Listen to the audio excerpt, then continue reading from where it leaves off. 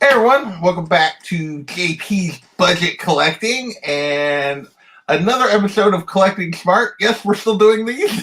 It's been a little bit, but we are still doing them.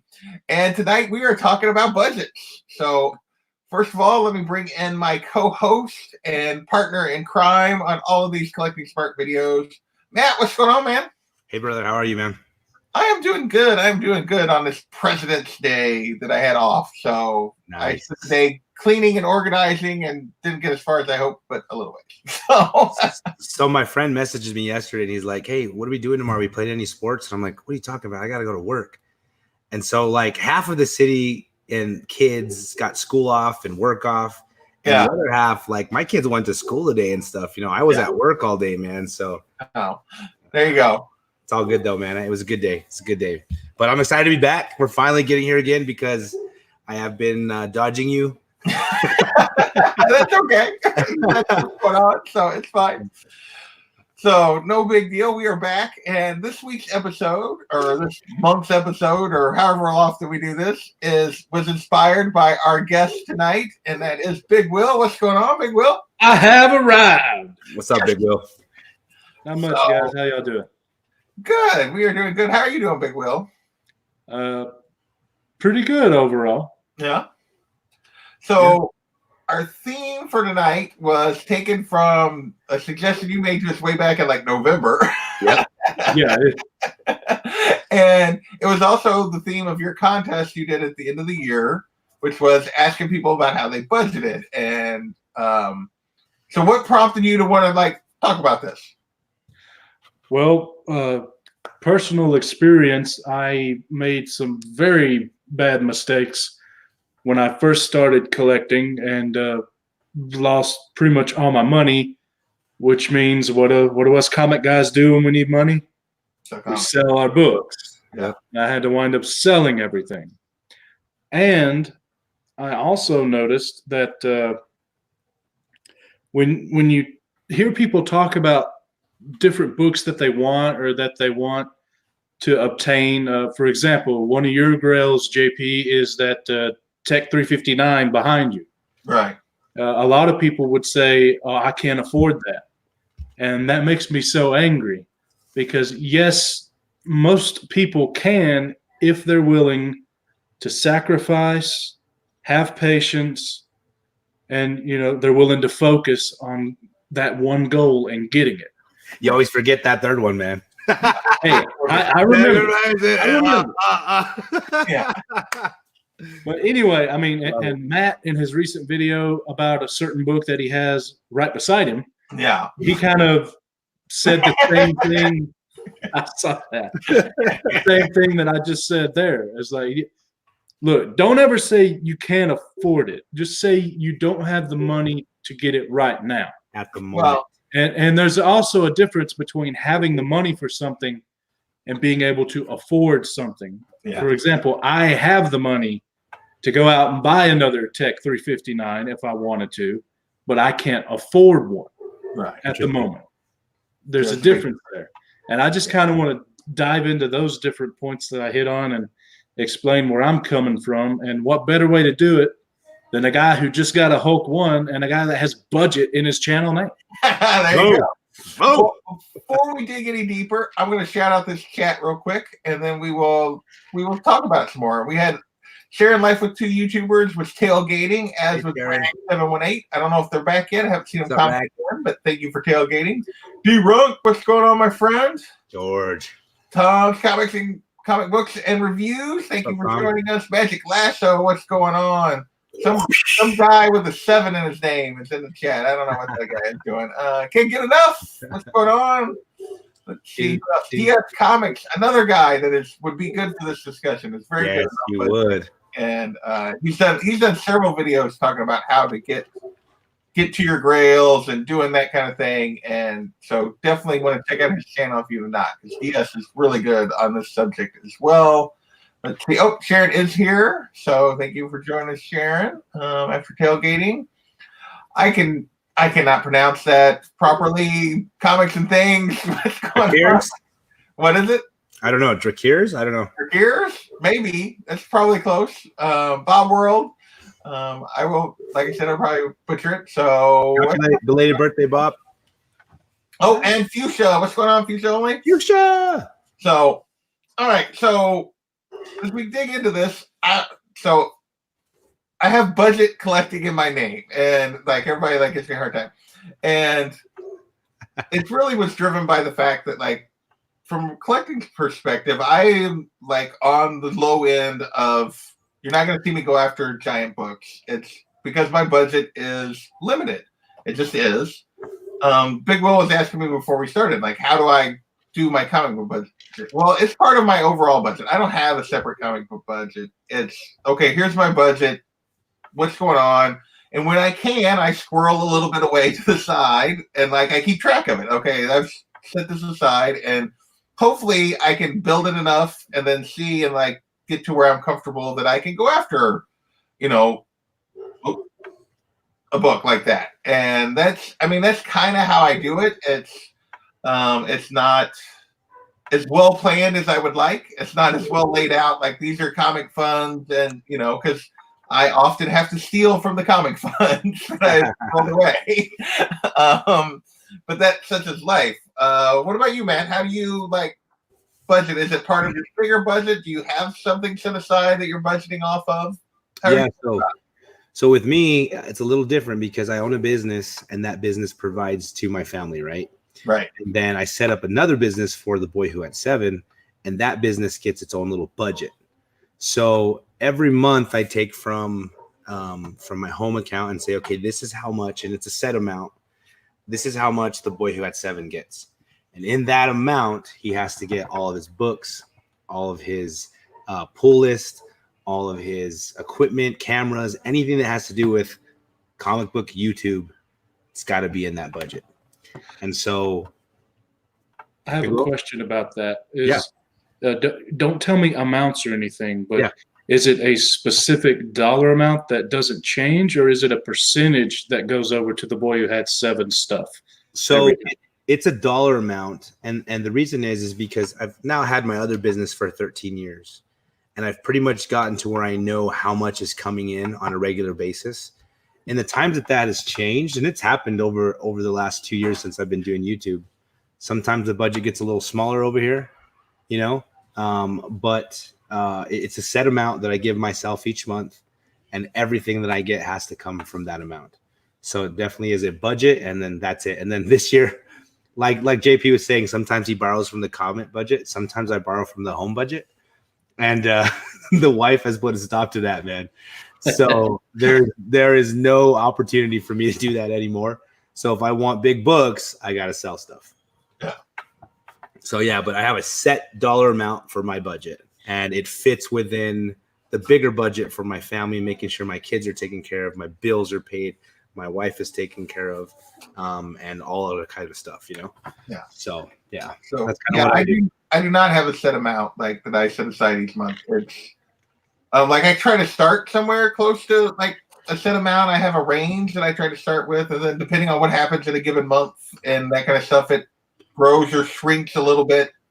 It doesn't really grow very much, but it shrinks depending on what else is going on. So you know, I try to start somewhere, and then it's like, well, we'll see what happens and how things go. What about you, Big Will? How do you start in terms of budgeting? Well, what I what I do now is, as far as my weekly stuff, first off, I don't go weekly just because of where my shop's at and everything. I normally go about once every 2 months is what I can do. And except for the rare occasion like this Wednesday where I purchased every Wolverine variant. Yeah, I knew you would. Because he's my favorite character. Aside from days like that, I have currently 2, and after Wednesday, because Wolverine, it'll be 3 books on my pull list. Wow. And that's it. Yeah. So I can get by with $20, you know, you're a wise man. As far as bigger books and stuff, I have a goal fund in my account. I have a checking, a savings, and then another savings that's the goal fund. And I move money into that. When I sell books or something, I take some of the money and put it in there. And when it gets a certain amount, I'm ready to do something. Like Right now, it's going towards a revolver. After that, it's going to be going towards. Let me see. I have it wrote down here. The next thing is upgrading my New Mutants 98. I have a 9.6. I want a 9.8. You let me know. I got one I might be selling. All right. And then the next thing is something different, and then something different. And then, every time the goal reaches the amount I need for the next item on the list, mark the item off, and restart again, building the goal fund. And it helps to write down your goals. Yeah. You're more likely to hit them that way. And then, of course, there's also the savings account, which is like the emergency fund, which, thanks to health issues and everything, got depleted. Thank God I had it, though. Yeah. So I've got to build that thing back up. But right now, I have the goal fund, and I am currently, I think, $125 away from the first goal, and then it goes to zero, and then I'll start again. Nice. And I keep knocking something out every time. What kind of revolver? Well, that's what I'm not completely sure. I either want to do a Smith & Wesson J-frame that's a 357 Magnum, Ooh, or just forget the 357 because you don't really need that much power as far as concealed carry, and I could go with a 38, but I'd want to do plus P, so I'm not exactly sure there. cool. It's about the same as far as dollar amount, so when I hit the dollar amount, I'll make the decision based on what I can get. Yeah, man. Especially you gotta go feel them. Feel them in your hands. Yeah. I want to shout out a few more people have hopped in while we've been talking. Warlord hopped in here. Thank you for joining us. Chris Barrett is in the house. Glitter and duct tape. And I thought there was somebody else that hopped in. ND, I think maybe might have been in before I shouted him out, but couldn't remember for sure. But thank you guys.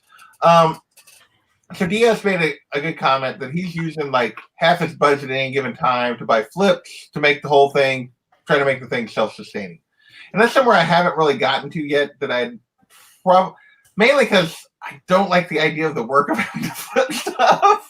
Yeah. Because DS does a lot of work to do what he's doing in terms of flipping stuff. Yeah.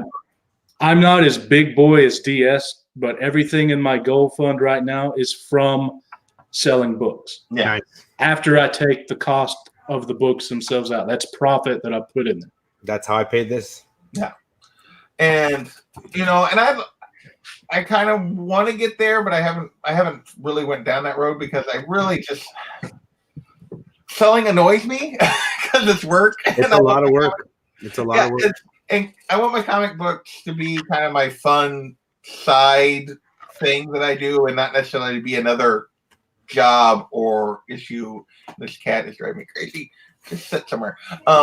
But my budget it's very interesting. The way you talk about doing it, like you build up to a thing, is I try never to let it get, like, I don't use it all at any given point, or I try not to. Now, I'll spend it down pretty low, but I also have like a different savings and stuff for other things that I just don't touch. That never gets to be used for comics. It's not for that. Yeah. And more money goes into that than goes into like my comic fund. But it does vary month to month for me, just because some months things happen, expenses come up that I try to steal from within kind of my monthly budget before I tap like my savings for unexpected expenses. And so a lot of times that means the comic books get hit in any given month for small stuff. If I have an unexpected $75 expense, well, the comic budget's probably what's going to take the hit on that, as opposed to me like tapping my actual savings for something, and that's just the way it kind of works. Typically, I'm setting probably around, like at the start of the month, around $200 a month that I could kind of put toward comics. Thankfully now, my new books are down to 11 pulls, which I was at like 27, 28 last year. So I'm giving you strength. And I'd like to get a little lower. But that's right now, it's running me $60-ish a month. So, man, you guys scare me to death. I've never had more than 10 at one time. Well, I have 11 right now, and Like, and there's a couple of them that are probably on, and I have one ending next month, and I don't know if I'm going to, right now, I don't have anything to replace it with. So that'll get me down to 10. I'm going to look up what my pull list is now because I've been cutting back. But well, while you're looking that up, JP, if you don't mind highlighting Magic Lasso, that's a good question. And DS gave his answer for it. DS said 33% is the minimum as far as the kind of profit to be worth it for him. As for me, if most of the time when DS does stuff, it's, more than $50 per book. Right. So when I do it, it's normally like I bought it for 50 cents or $1 and I sold it for $2 to $5. So the percentage would be weird for me to tell you, because I mean, what is, I bought it for 1 and sold it for 5. What is that, like 400, 500%? Yeah. But that's, so, I mean, you can't realistically do that, on every book. no. So I don't really have an answer for that. I just need to know that there's enough extra coming in after the cost of the book that I feel like I want to do it again because it's building up at a good enough speed. In other words, if I make 50 cents after selling 10 books, well, if I would have to sell another 10 to make $1, that's not worth it. But if I sell 10 books and make $10 that I can put aside and then do another 10, and well, now I have $20. So that makes more sense because I can actually build that. But I mean, it's hard for me to answer that question. Whereas you got a straight answer from DS, 33%, which that's actually low for dollar books, but that's pretty good. That's a third as far as the higher value books. So that's a really good spot to be. Yeah, he's dealing in books that are, he's dealing in that $200 to $500 range. He's not spending time on dollar books and turning them into $5, $10 books. All right, I found it. So that's just kind of, Comic Book Genius asked a question about Batman 59 or 89. There's a new character coming. Joker's got a new girlfriend, basically. So we'll see if that character amounts to anything. You got it in the chat. There you go. So, yep. Hit the dollar boxes and back issues mostly. So, and one of the things that has evolved for me in terms of my budgeting is as I've finally gotten my spending on new books back under somewhat of control. Like, so it's not sucking up such a massive part of my budget. But B, the other aspect of that is that focus thing that you talked about early on. Yeah. And I want to go to Matt because he has a prime example there sitting beside him very prominently. But and it's not just making a decision and staying focused on it, which is hard sometimes because there's so many other things that are out there. But it's also making that decision initially to this is the thing I'm after. Yeah. So can you talk a little bit about that process? Because we've heard you talk about FF1 and AF15 and some other monster books that you've considered over the last year. Yeah. So why Hulk? How do you go through that process? So, okay.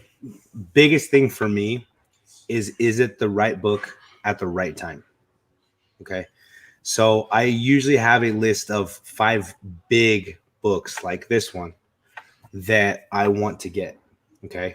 And those books get up there because the book means something to me. I fell in love with it. Like this one, I recently read it last year, started flying through Hulk and fell in love with the character more than I've ever been.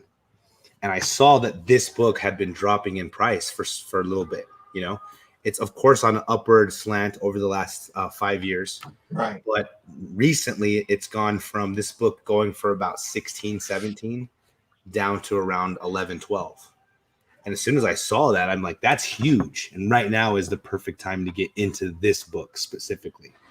Fantastic Four, on the other hand, in the last 3 years has been going like this.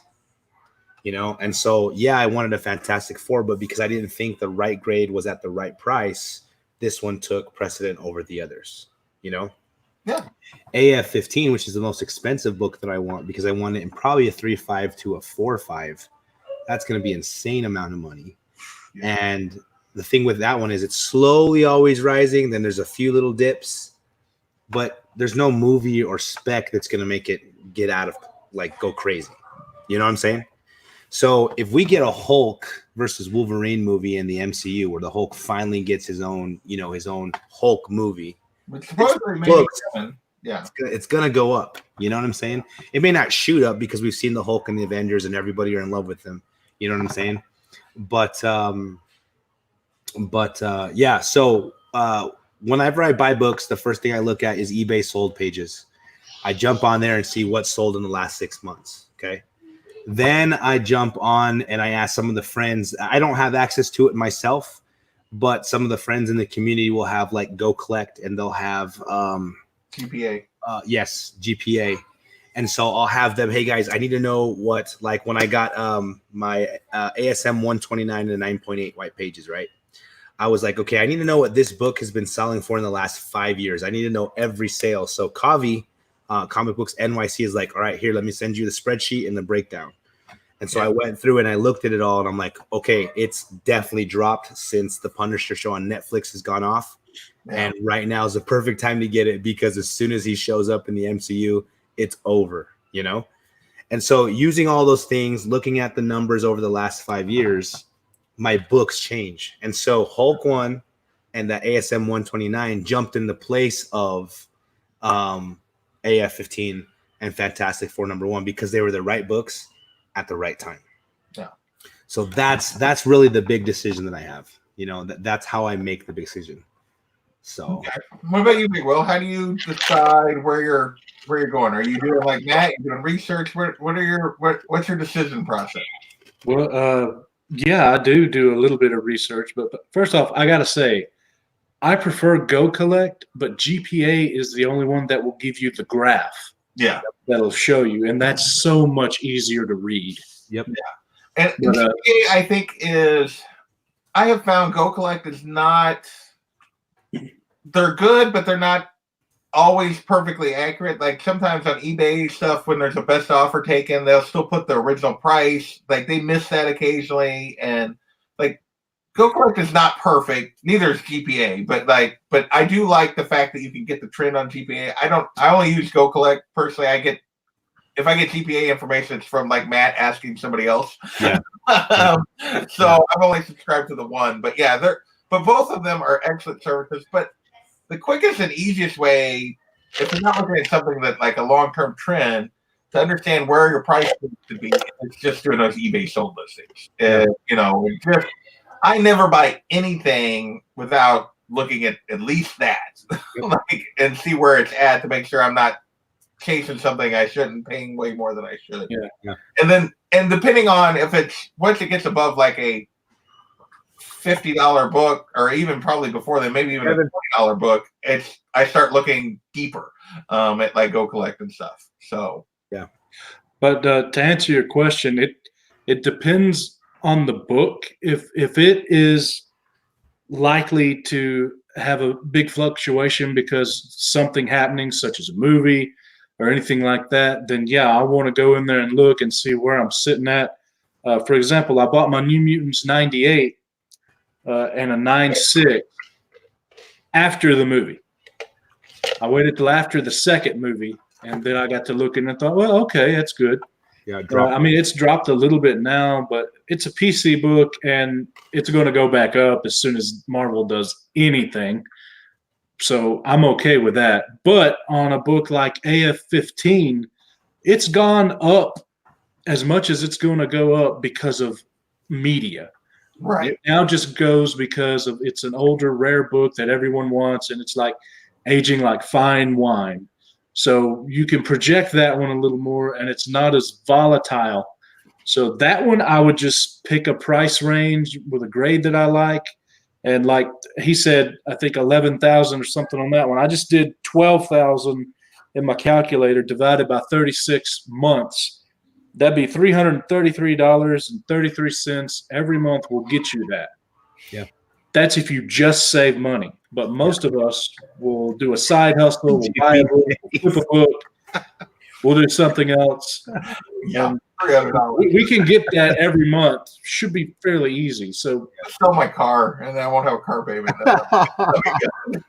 but again, it depends on how bad you want that book. Are you willing to have the patience for 36 months to focus solely on that and willing to sacrifice these things? They would take way more than 36 months. Yeah. That's the thing. Everybody number has a different amount of cash flow coming into their budgets, you know? Yeah. And Your budget should but be- he's right, because I'm done. I can't buy any more books above five. I have like $500 left for the year. Yeah.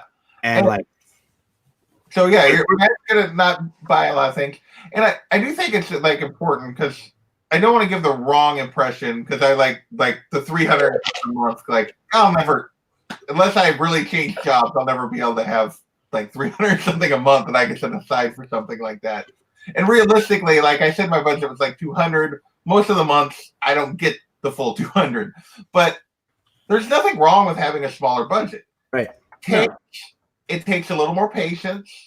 You have to be a little more selective. And also, I am more selective in how the goals that I set for myself. Yeah. Like, I don't even like consider, because you talked earlier about having the funds versus being able to afford something. I don't even consider a book like Hulk 1 or AF-15, not because, like, could I squirrel the money away over a couple of years? Yeah. Probably. Is that a wise purchase for my financial situation? And the answer is no. Like, it's just not. Like, I have too many other things that I need to do, and like doing things to the house, bringing it up to thing, and like that it's just not smart for me to ever spend that kind of money on a comic book. It's just It's not in my current situation. As it is, like, I about died when I spent the money for this, but I had a plan. I got there. I got the funds I needed. I found a price that I was comfortable with on a book that I was comfortable with, and I pulled the trigger. I was in a good place to do it. Yeah. It took a little bit of time, but it can happen, and it came from budgeting and being smart. Now, this is a different category of Grail than the one sitting beside Matt, but that doesn't matter though. But it doesn't matter. It's a book that has meaning to me. It was important to me. Yep. And like, yeah, my budget is limiting, but part of that is because I limit it because, like, I know what I can do responsibly. Yeah. And that is something that I think is very important when you're doing your budget, is to understand what you're like. I never say never, but also understand, well, maybe it's not never, but is this the right time or the right choice for you to try to pursue something like that? And right now, those kind of books are just not in the cards for me because I don't want them to be in the cards for me because I know I have other responsibilities. Yeah. Rag718 said, buyer's remorse, ? And it's a good point, because if you're not budgeting like we're talking tonight and you're not ready to make a wise decision to purchase a book, you're going to have buyer's remorse. And we've all been there. We've all been like, oh man, I just spent way more than I should have. Or I got something that was on the impulse because it was a hot book. And you're like, what did I do?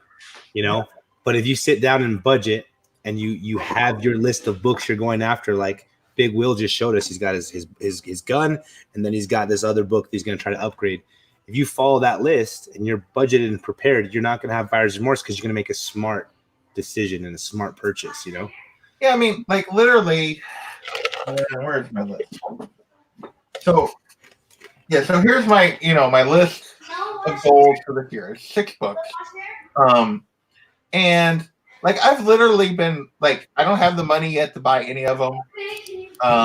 But I have been watching all of these on eBay for months now. Basically, anything that comes up in the range. Hold it up again. That way I can look at it. So, here, I can make myself bigger. Just make Well, you can. not that it really matters what the books are, but like for months now, like I've known this is going to be my list since around Christmas time when I was making my list for this year. And for the last couple of months, every book that comes up on eBay in the range that I'm looking at on one of these books, I watch. I am not prepared to pull the trigger on anything right now. I'm saving for C2E2 and other stuff. But like, I'm getting a feel for what they're going for, what the prices are, where I need to be on my budget. And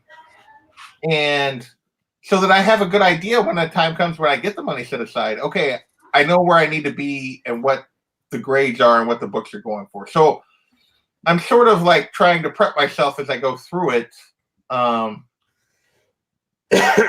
opposed to, you know, like going, okay, now I have the money, let's go get this book. I'm trying to do research all along here as I go. Yeah. I think this is a perfect time for me to bring up where I made the mistakes at the start and wasn't able to keep any of my books. Yeah. This was great. We all know what the prices of books are at now, but think back, you know, 2004, 2005, 2006. That's when I first got in and started collecting, and I was buying stuff. And I had me a job. I was, you know, working at Pizza Hut. I was a cook and a driver, had a little bit of money, had my own bank account. So I wanted to buy some books, and I went around to a few conventions, and I bought books. I got my Hulk 180, 181, 182, my ASM, you know, 300. I got, I think I had, I don't know what all I had. It was all the good stuff I still want. That's what I had. But the problem was I spent all the money in my bank account to the point where I actually went negative. And my parents, because I was in high school, were linked with my account. So they would see that, and they would have to bail me out putting money in my account. And, of course, that made me feel horrible. I didn't have money to do anything. I couldn't buy any more books. So what did I do? I had to sell the books. So I bought, you know, the Hulk 181, for example, for like $320. Sold it for like $400. Nice little profit, but it was like a 6.5. Oh, if I had it now. Yep. You know, same thing with the ASM 300. I bought it for like 70 or 80 bucks. Sold it for, I think, 100. It would have been a 9.8 had it been graded. Yep. Oh, if I had it now. You know, but it's because I didn't think ahead and I didn't save and protect myself. I didn't have the emergency fund. I didn't have goals that I tried to reach before I bought. I didn't do any research. I just spent the money once I got it, and I wound up never able to keep any book. Yeah.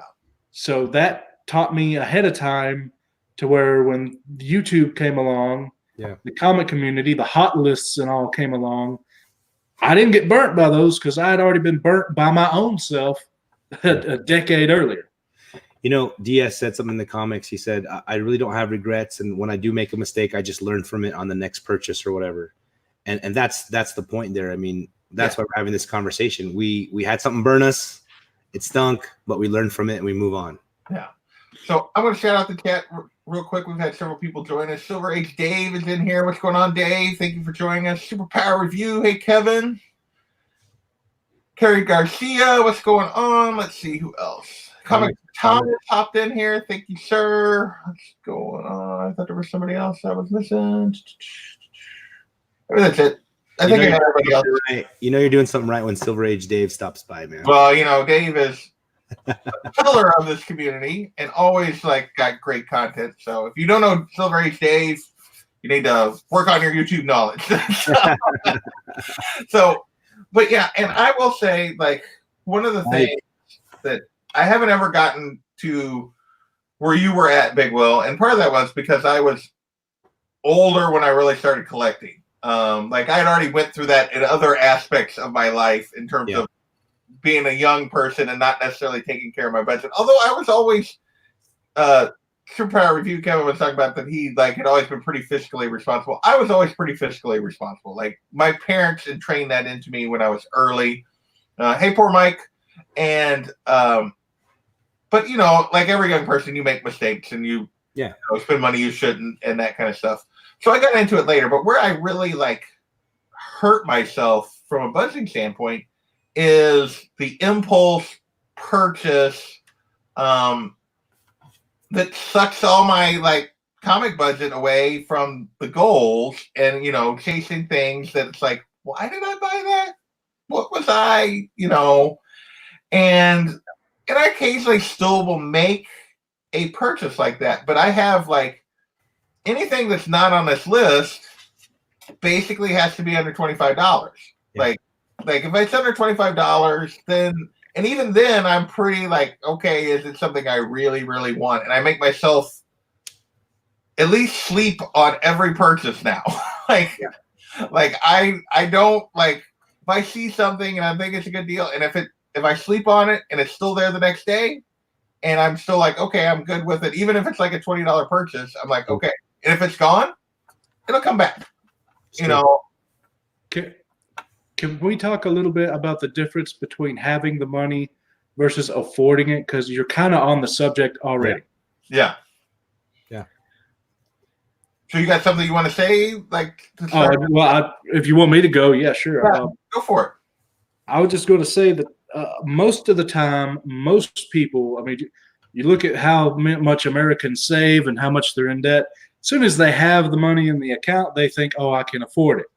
Yeah. And most people's mentality is, hey, I can afford the payment, Yeah. But they actually can't afford it. They just have the money at the time.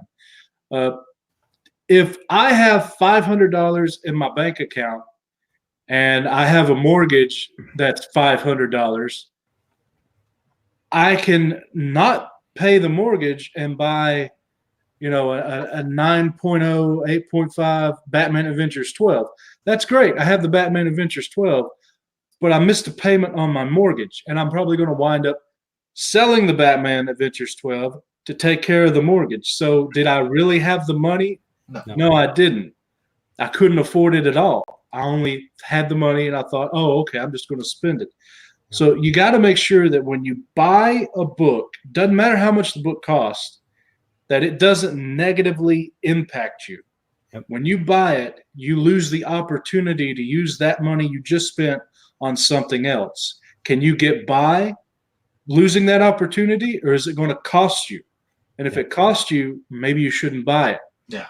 So that's one way to figure out, can I afford it? Or do I just happen to have the money? Because as far as just happen to have the money, I can get a lot of books right now if I just wanted to. Oh, yeah. But I can't afford them at the moment. Yeah. I had a friend, because this gets into the idea of going into debt to buy stuff, right? We always think, oh, I can get it and everything's going to work out. And then something comes up, right? So my friend bought a big book, about $4,000, put it on credit, was paying it, missed the last payment at the right time. And the credit card company was like, too bad. We're going to throw all the interest on, because he didn't read the fine print. We're going to throw all the interest on that you would have paid over the last 12 months. Yeah. Because you missed this one payment by like 5 days. So they threw all of the interest on, and instead of giving the zero like they had promised, because he didn't fulfill his part of the promise, and the book ended up costing something like $8,000, $9,000 after the interest. And the reason it did is because he also got into some other stuff, and he couldn't make payments, and it kept building and building over a year or two, right? So that's always dangerous, It's dangerous to make decisions thinking I will have the money, counting your chickens before your eggs have hatched. You know what I mean? That, and every time I hear that story, I'm like, I just wanted to lend him the money, be like, okay, pay it off, and then because that interest, But it kills me to think he now has a $4,000 book that he paid $9,000 for, and that hurts really bad. So we can't be spending the money, like you said, Will, that we don't have. Yeah. If we can't really afford it because it's taken from something else, we got to be wise, man. We got to be wise.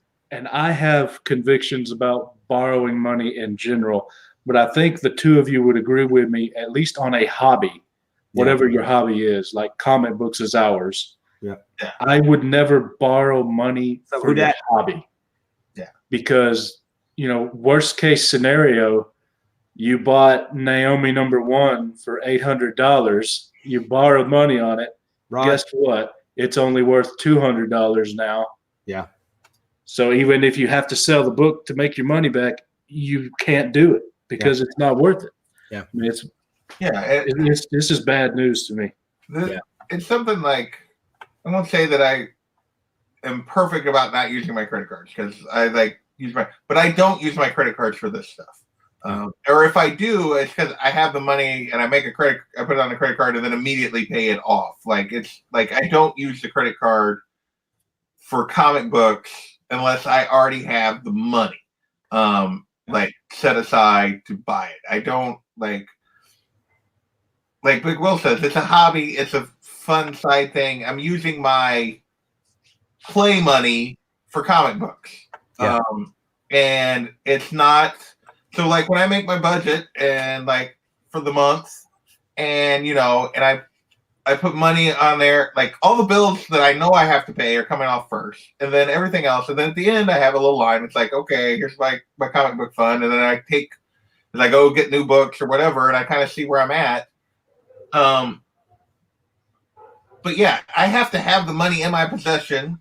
I have to know that it's not needed for another bill. Yeah. and then I may just for ease of purchase put something on a credit card, but I immediately when that bill comes, it goes away. Like it immediately goes to it. But yeah, I do not use credit for comics. And I would never use credit for comics. Yeah, it's dangerous. To stay ahead. So I think that guy's still paying that credit card off, man. Like, man. So we had Ron jump in here. What's going on? Who dat? Who dat? Thank you guys for joining us. Who dat mentioned something? I forgot where it was, but he always says that the hobby should pay for itself. And one thing that he does that I really like is the idea of he may want, like Matt, how many ASM 129s did you go through to get your 9.8? 3. So you, except for maybe the first one, you never just saved up and paid cash. You sold a book to bump you up to get the next one, right? Yeah, I mean, I own all 3 of them still because I'm sitting on those because as soon as he comes in the MCU, I'm gonna. You had other books, I'm sure. Like I sold a Fantastic Four #2. I sold an Avengers 196 9.8. I sold a Captain America 117. I sold a Thor 337. I sold a She-Hulk #1. You know what I mean? Like those are all going out the door so that I can turn around and purchase this and not spend any money from what I'm bringing home to my family. Yeah. Like the first comic on my list was the New Mutants 98. I already have one. Yeah. But it's a 9.6. I want a 9.8. So I don't have to save up enough money to purchase the 9.8. I have to save up enough money for the difference when I sell the 9.6 to add to it. Yeah. So I don't, it's not going to be as expensive to me all at once, at least, as it would if I was just coming at it with straight cash. And that's one of the few things as far as collectibles that you can do, that you can't do in collectibles, except for a few of them, like coins. You can sell coins, although sometimes it takes longer. Comics, most of them are very liquid, and you can move them fairly quick, and they can help you get the other ones. You know what I love about flipping books? Because it's really hard for me to sell. Like I only have one She-Hulk #1 and 9.8, and I'm selling it, right? But because of the Disney Plus, the book like tripled in what I paid for it. And, so I'm like, okay, this She-Hulk 1 is probably not a book that's going to take off and get away from me. It's probably a book that is in the middle of heat, and I can sell and make a 200% profit. And then when it's all said and done, go back and buy it again later and add it to my collection again at a lower price, like Avengers Annual 10. Rogue, all of a sudden Rogue's supposed to show up in the MCU. And what happened to that book? I paid $250 for my 9.8. It sold like this last week in the $900,000 range on eBay. Sell it. So I'm like, okay, maybe I should be selling my Avengers Annual 10 right now because, dude, I had 2 of them in a long box. I sold for like $10. Yeah, you know what I'm saying. So when you see that profit and you're able to sell it, and then you recognize these books are going to drop after the movie comes out and after everyone's like for instance, Iron Man 55 How huge did that book get in a 9.8? It was all the way up selling about 15 grand. Right now, 9.8s, no one's buying them, and they're all priced around 5 grand. It's a $10,000 drop just because Infinity War and Endgame's over and Thanos is done. Yeah. You know, so if I had that book and I had bought it at 2 grand and it went up to 15, I'm selling that. And then once it drops down, it's all said and done, I'll get it again for my collection, you know? Matt, would you say being a 9.8 collector that you have to do more research than others, because the 9.8 is where the prices tend to go crazy versus 9.6, 9.4? Yeah. I mean, they all fluctuate, but 9.8 can night and day compared to the other grades. You're exactly right. A 9.6 to a 9.8 is a different world. The thing is, too, though, when I'm trying to sell those, there's only a certain amount of people, and I saw it earlier in the chat, somebody said it. There's only a certain amount of people that can also afford a 9.8. You know what I mean? So you have that danger as well. Yeah, I might buy a big book like this, but how many people could afford it if I wanted to turn around and flip it right now? And I assume then you would also have to make sure you do the math on it, because the best place to sell a book like that would be eBay. Exactly. You got to pay taxes on eBay. They have the 10% fee plus the 3% for PayPal. I mean, there's a threshold you have to meet before you're even breaking even. Yep. Yeah, absolutely, man. Yeah. There's a lot of fees that are going to take into your profit when you go to so many fees. You know what I love to do on eBay, and I do it all the time. First thing I do is I look and see if I can recognize or take the person's name, their handle, and find it elsewhere. So I've purchased so many books because I saw it on eBay and it was like Mike's Comic Shop. And then I Google Mike's Comic Shop and I find it somewhere in New Hampshire. I call them up. I'm like, hey, do you have this book on eBay? They're like, yeah. I'm like, well, on eBay, you have it at this price, but minus your fees and everything, can I send it to you, friends and family, at this price? You know, or sometimes, you know, you don't trust them, obviously. So goods and services, 3% better than 13%. Yeah. You know, Yeah. And man, I save so much money doing that all the time. I did the same thing with my comic shop. They had it on eBay. I've done it with them That's too, where man. I find it. So I just go to my comic shop and it's already discounted automatically. Yeah. When I got my Brave and Bold 28, it was on eBay with all the fees, man. And that's a high price book. I called them up. I'm like, hey, can I get it at this price instead, buying it straight from you guys? They're like, yeah, we'll knock off the entire 13% or 10%. And all you got to do is cover the PayPal fees. Unlike you, I can sell no problem. I find it fun. So what I like to do is find a good deal on eBay in a lot, buy that, and then build up my ebooks and the Ebates and all of that. And then I'll go to eBay, unless someone in the community has it, and buy it, and I'll get the discount. Yeah. I knocked off the 10% myself. Yep. Purchasing this on eBay, my Rakuten and my eBay bucks just like jumped up huge, man. Yeah, I would say. eBay bucks caps you, but Rakuten doesn't cap you. So I got something like $500 in Rakuten, like already just in one transaction. Boom. And so I'm like, okay, yes, I could get another book. There's my other book that I'm going to be able to get this year. So, but yeah, I've bought from Heritage before, like, hey, Bubs, or Bub. Bub. And, Bub, yeah. Heritage always has those fees, and I'm just always trying to find the best deal for myself without screwing somebody over. You know what I'm saying? Yeah. So what are some ways? Nice comic book genius.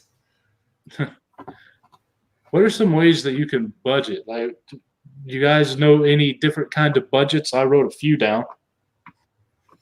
Because that's essentially what we're talking about. We're doing it in just specifically comic books, but I'm not sure. Lead us off. I'm not sure exactly where you're going with that, but Big Will. So, like, for example, there's a bunch of different ways to budget. I just happened to write down there's the 6-jar method, where it's a percentage-based budget, and you basically have 6 jars, and each one of them is called something. Like long-term savings is one. You put 10% in it. Yeah. needs is one. You put 55% in it. Then there's also the 50-30-20 budget, where you have 50% is needs. It's a percentage based. 30% is wants, and 20% is savings or paying down debt. And then there's intense things like the zero-based budget, where your income minus your expenses should equal zero, and you got to do the math to make sure it equals zero every month. And that's the most successful one. I mean, as far as guaranteed success, but it's also one of the most intense ones. I don't do it. But there are different ways you can go about budgeting, because not all of them are going to fit you and your budget. Yeah. I love having a place in my home where when I make cash sales, I put the cash. When I'm on PayPal, I leave it in my PayPal account. And I always just build that up. Yeah. So this month I have this X amount of dollars, and I go and get my pool list, and whatever I have left, I leave it in there, you know? And as I leave it in there, the more I've been cutting down on my pool list, which went from like 50 books to like 30, still really high. I'm trying really hard, JP. But like, he's just a big spender now. I just counted mine right now. It's 31, man. Oh God. Yeah, but I've been cutting back though, and I'm proud of myself because I really, really have.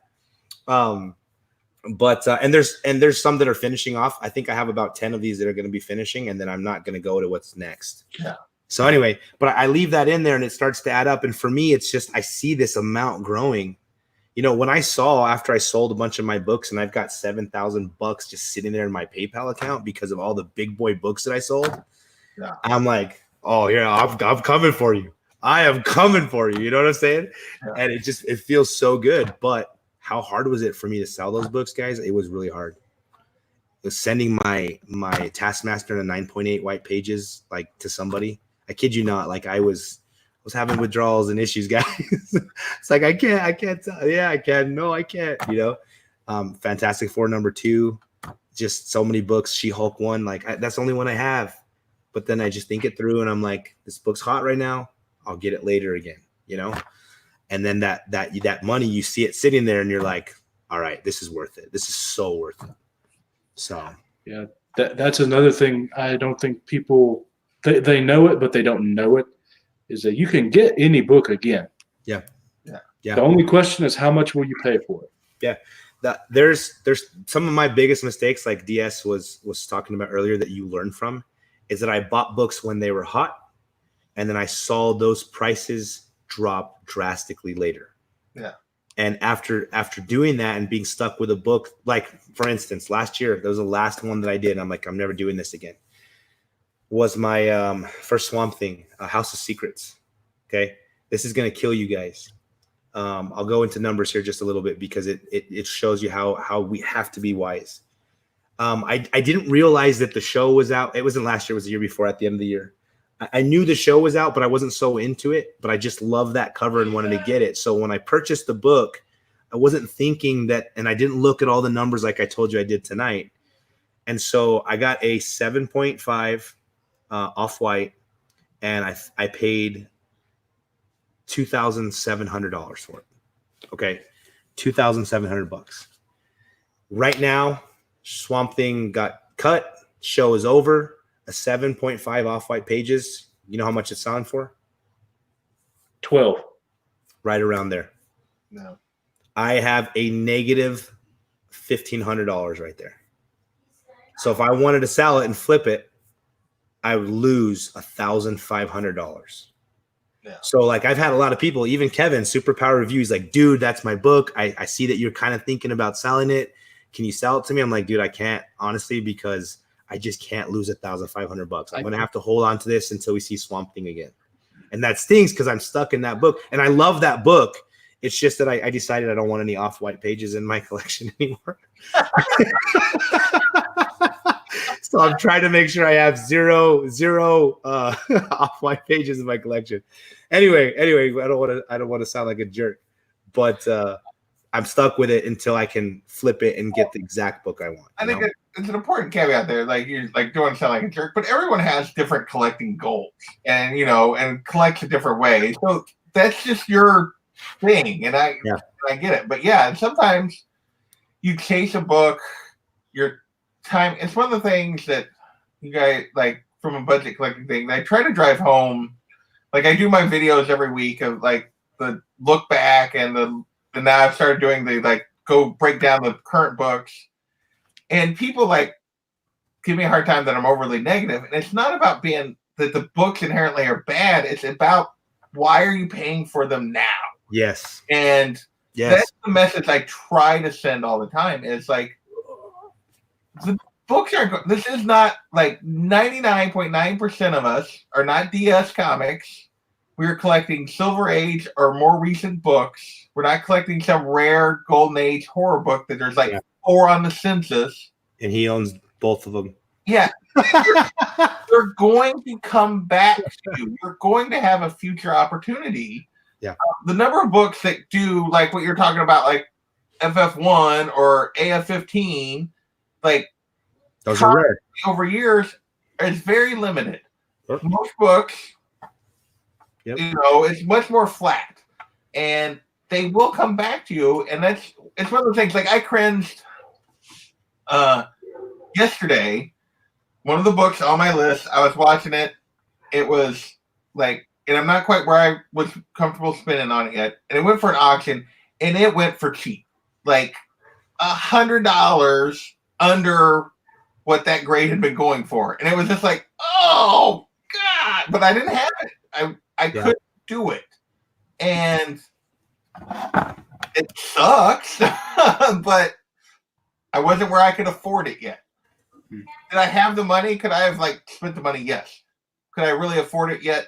No, because I had some other bills come up this month, house-wise and other things that I wasn't expecting. And sometimes you just have to do that. Like sometimes the budget won't support it, and even though it's a good deal, you just gotta. There'll be another deal. You'll find it again. Yeah. I had something similar happen to what happened with Matt on that book that he was so negative in, but mine wasn't at that amount of money though. But I bought a book raw, and I bought it at a little under what a 2.0 would be graded. Mm-hmm. And I sent it in to get graded. The seller said it was a 2.0. I looked at it. I said, okay, yeah, it's a 2.0. I agree. I sent it into CGC, came back a 1.8. Mm. So I was in it a little bit more than what it was worth. Then it dropped in value. Yeah.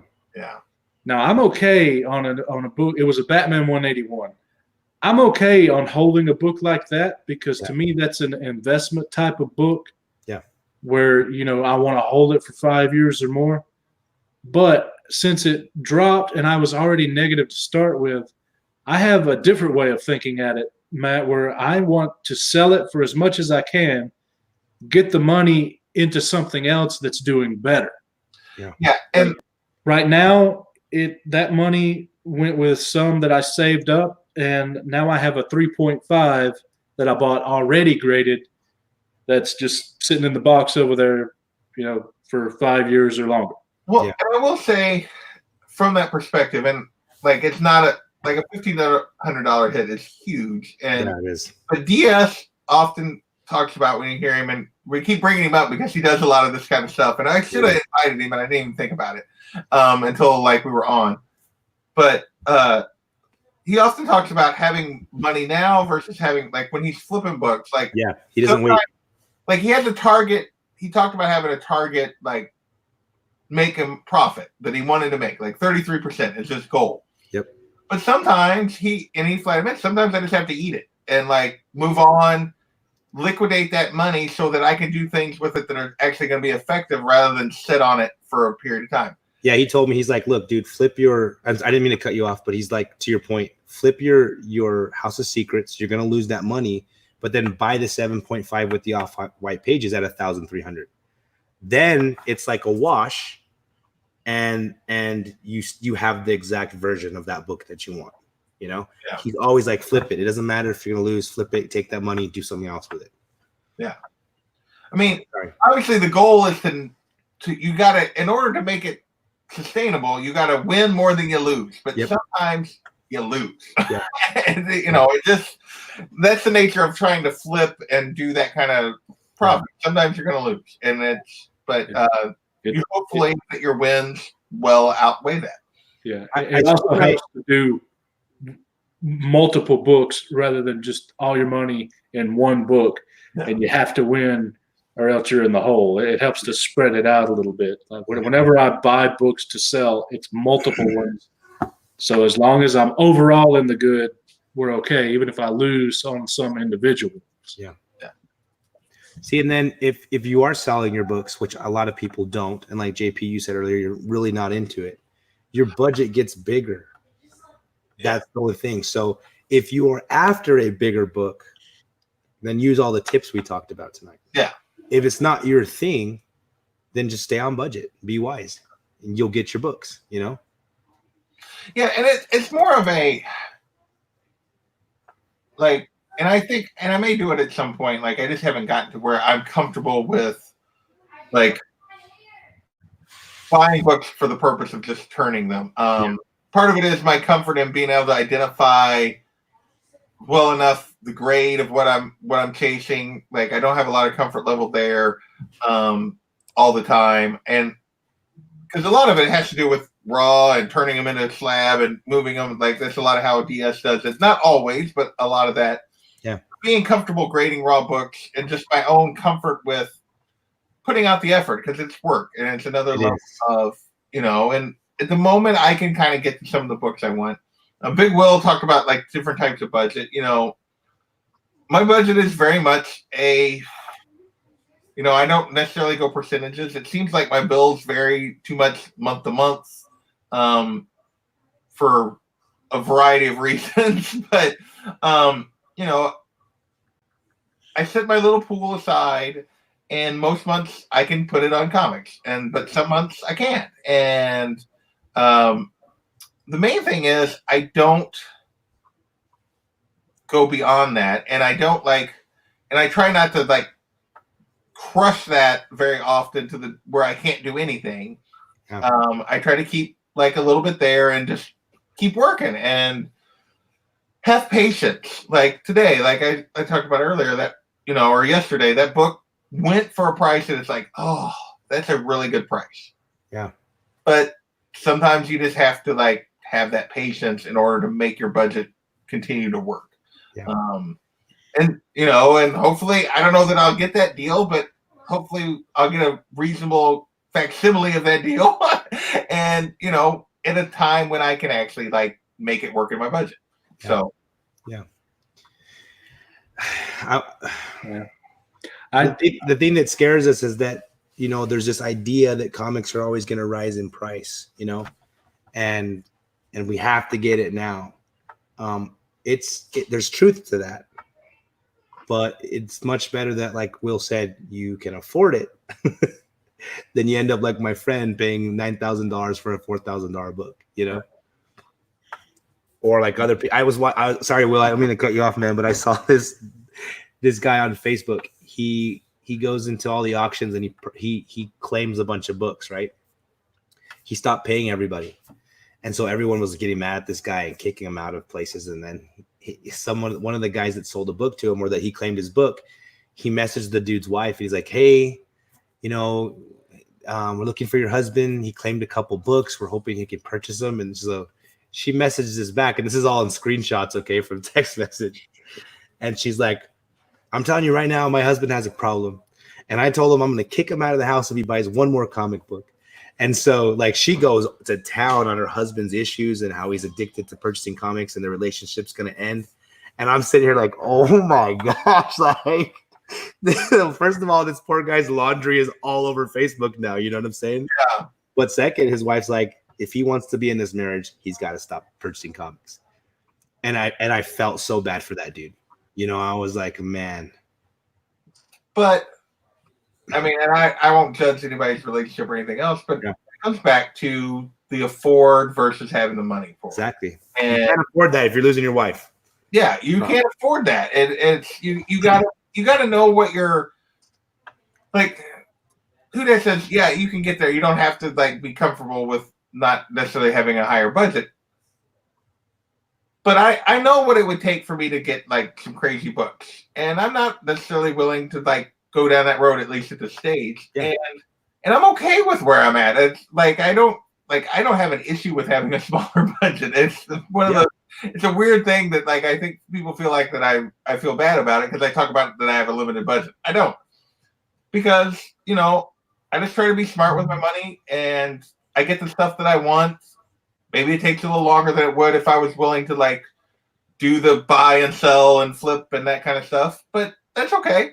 But yeah, you got to be able to afford it. You got to think about where you're at. And we're an hour and 5 minutes. You guys got any wrap up thoughts here before we get off of here? The feeling that you have on your budget when you get your book, your Grail, right? One of the books that you purchased back there is the same feeling I have when I get this book. And that's why it doesn't matter how much is in your budget or not. It's just the excitement and the hunt and the wise decision making when you don't have wives leaving you and paying extra debt. When you do it right, the excitement's the same for you and I getting our Grails. Yeah. And that feeling is so great that we want to share it with everybody. And so when I see your book, which is a $400 book, and I see mine, there's no competition there. It's like, yes, JP got his. Yeah. Yes, the boy who had 7 got his. You know what I'm saying? Like, it's just exciting because we both know that feeling of working hard and getting that Grail. And that's awesome. I would say make sure, even though it's hard, be honest with yourself. Yeah. Can you afford it, or do you just have the money? And don't say that I can never afford X book. You could, but you would have to be willing to sacrifice and do what it takes. You would have to have patience, and you would have to have focus. And it's okay to not be willing to do those things. To have extreme focus, you'd have to get an extra job on some books. Well, maybe you'd rather spend time with your family. That's okay. Yep. Like, for example, I do not currently own a 180 or a 181 Incredible Hulk. Wolverine's my favorite character. Why don't I own it right now? It's not because of the price. It's because I'm not willing at this point to sacrifice for it. There's a few other things I want to get first. Yeah. Then I'm going after it. You're just waiting for 12 days of Christmas 2020.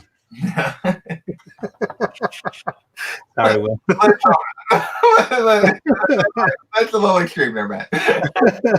He's the only one on the list this year. Yeah. And that's it's an excellent point, Big Will. Yeah. It's like, it's not that like I make comments like, oh, I never get there. I'm not willing to do what it takes to go after a book like Hulk 1. Because you're happy. I couldn't. It would take me a lot longer than it would take most people. It would take a lot of work. It would take a lot of sacrifice to other things. And it's just not that important to me to do all that effort. Yeah. Now, it took a lot of effort to get this. This was important to me. But it was also something I was comfortable with putting out the effort to do. It's like, that is attainable within the amount of effort I'm willing to spend right now, put into it. Yeah. Maybe things change, like I get some things paid off, I promote, whatever. We actually get a pay raise for the first time in 27 years. And maybe things change and I can move towards some other books. But for now, I'm very comfortable with where I'm at. But it comes from, I only buy stuff I can afford. And that's why I'm comfortable with where I'm at. Yeah. And full transparency, I have a list of books for investment that are bigger books that are for the long term. Yeah. And they're ones that I know I'm going to have to do a lot of patience, focus, and sacrificing on when I get to them. Hulk 1's about as top on the list as you can get for me. I don't even have, AF-15 wrote down on the list because Spidey's not that big a deal to me.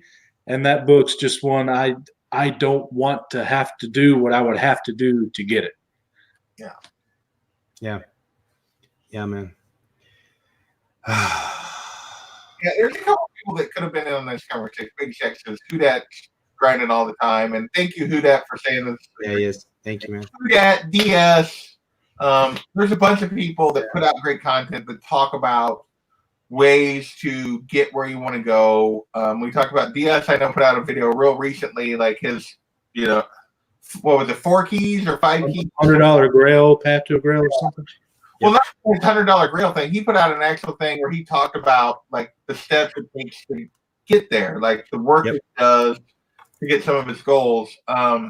So there's a lot of great stuff out there. Really just want to have a conversation tonight and just talk through it. And don't be – one of the things is Big Will was hit it on the head a minute ago when he said, be honest with yourself. Yep. Understand what you can and can't do. That doesn't mean you can't – that doesn't mean put a limit on yourself and say you'll never get a book unless you just don't want it. But be realistic about where you're at and what it would take to get there and whether or not you're willing to do that. And if you do those things, if you're honest with yourself and you're willing to be focused and put in the work to get there, you can get almost any book. I'm going to say almost because I don't think any of us can really go like Action 1, but. Well, now the sacrifice with that would be I'd have to do a few murder for hires, Yeah. do some illegal stuff. I mean, I'm not willing to sacrifice that much. Yeah. Like there are degrees of everything, but well, I think unless you guys got anything you want to promote, we'll wrap this up. Comic Gory is this Friday, 4:30 Pacific. Yeah, we should have one of the brothers from Two Brothers on, and Big Will. I'm free still. Big Will's on, and I got to figure out which one of the champs is going to come back and compete because we got Kenny and Bub. So we'll see. I'm going to reach out, but yeah, look forward this Friday. Nice. Look forward to that. What about you, Big Will? You got anything coming up? I'm supposed to. I've got to do in the process of moving my roommate out, so the house is mine now. Nice. So hopefully I'll be able to do some of my grading videos and maybe a couple other things here and there, but won't be pretty light duty on YouTube aside from joining other people for the next week or two just to knock that stuff out. I'm also going to rearrange and move out of the living room into a different room. There you go. Nice. Well, we'll look forward to having you back and more content. You've been doing a lot of auctions and sales and stuff here lately, so Yeah. That's that. How do you think I have my goal stuff? Yeah. That's how I've been doing it. I've been buying some books, selling books, and the profit I take and put in the fund. And we are hopefully, me and Metaphorical are going to take JB's place the 3 weekends a month that he is not doing his community comic book pop-up shop, and we'll be doing it. We had a little mix-up this Saturday was our first attempt. Hopefully we'll be able to do it good next Saturday. And I got books to sell, man. Let me on one of these days. yeah. well, feel free. Anybody can jump on. Awesome. Well, I'm going to shout out this chat real quick because I know Big Shaq hopped in here. Magic Lasso is still hanging Love out. that dude. Rag718 is still hanging out with us. Who Dat? Let's see here. Who else is still hanging? Dr. Dre, the collector, is still hanging out. Comic Book Genius 713. Thank you guys all for joining us. I don't know if I'm going to have anything else this week. I am. Obviously, I'll do the top 10. That'll probably be the only thing. I'll do not the top. It's not top 10 anymore because I'm doing both lists. The look back and the current list. I'll do that again this weekend. My goal is I may hop on it. John was talking about having an auction on Saturday. I may hop on that and sell a few things, some small stuff, buy it now kind of stuff.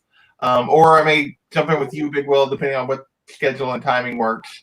And the next week, there will be very little content. I'm going to C2E2. I'm basically taking that week off from YouTube and doing stuff other than maybe I might do something with the people that are there. We might go live or something while we're there. But otherwise, what? What week is that? Last weekend of the month. So the 28th, 29th, and 1st is when C2E2 is. But I'm going up a day or so before. And yeah, I'm not gonna mess with anything that week probably in terms of content. So unless I do something early in the week or whatever. But Cool, man. thank you, Ben Compton. Appreciate that. And with that, we'll see you guys later. We're gonna get out of here. Bye, guys. Have a good night.